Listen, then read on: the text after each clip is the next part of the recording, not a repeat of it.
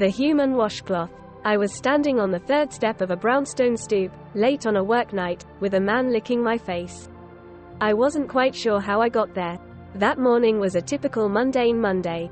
I trudged to work, answered phones, made marketing collateral, chatted with friends online about where we would go drinking later that night. The morning was hazy in my memory and I couldn't connect the dots to determine what went so tragically wrong. The man who was furiously lapping my lips, and my chin and my nose, was a coworker, Dan. He was the tall, hot guy next door who, based on first impressions, everyone loved. But I knew better. He was really the guy that charmed you to get his way, and when you didn't buy it, he turned cruel and manipulative.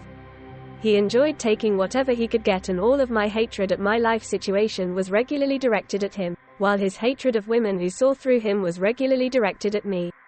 Our mutual hatred of each other made this situation even more confusing. At what point had this become a date, and when had I agreed to a face washing? I hadn't been out with anyone but friends for months. My heart had been broken by an older man who had, after 3 years, finally succumbed to his fear of commitment and attachment to a woman 10 years his junior. It was the kind of broken where your soul was sucked out of your body and you wandered like a zombie, day to dreaded day, hoping that eventually, it returned. At 23, I was convinced that my life was over, and I was less than ill-prepared for the advances of a man like Dan. Dan and I had been chosen to be the company representatives for a fancy client party in one of the new club, gallery spaces in the Lower East Side.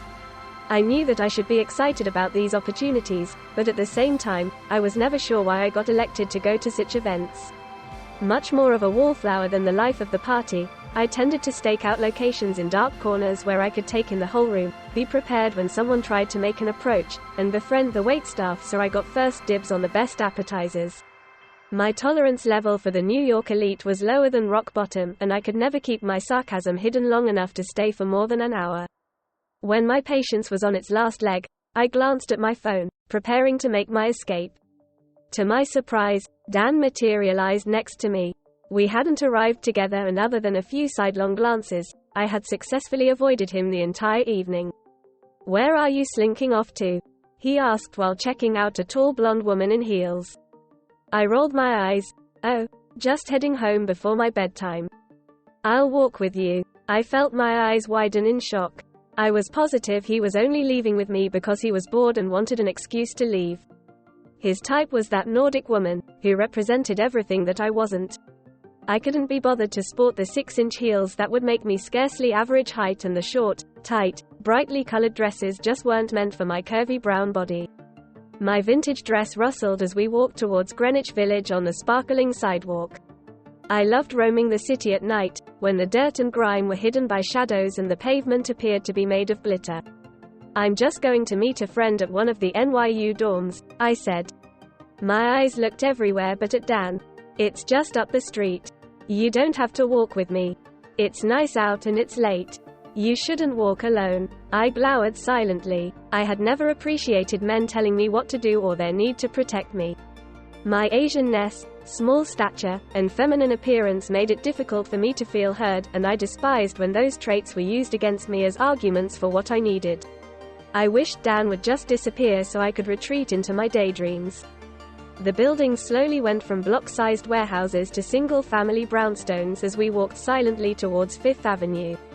Whenever walking the tree-lined streets of Greenwich, I imagined what would happen to my life if I were in a movie or a character on Sex and the City. The happenings in my mind were always more fun than my reality. Somewhere near 10th Street, Dan paused. He propped his foot on a step and adjusted his laces. I audibly sighed and crossed my arms in annoyance while I waited a few feet away and gazed down the street. "Hey, come look at this," Dan exclaimed. Working for architects that specialized in historic preservation meant I was often pretending to be excited about a stone here and a facade there. I figured the excitement in Dan's voice was related to some enthusiasm about the building that was in front of us. As I shuffled closer to Dan, he turned to me, his face that of a small boy eager to show their mom a worm they had discovered. Before I could back away, Dan's hands were around my waist. He picked me up as if I were a feather and placed me on the brownstone stoop, 3 steps up. I was in such shock that I couldn't move or even make a noise in protest. I gaped at him as his face moved toward mine. I couldn't close my eyes as he gently kissed me and then quickly moved to licking and sucking my chin, his tongue flicking in and out of his mouth.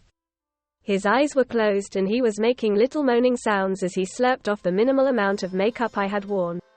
At some point, Dan finally stopped. Maybe he realized that I wasn't an active participant in his bliss, or maybe his mouth didn't produce enough saliva for him to continue with my face washing.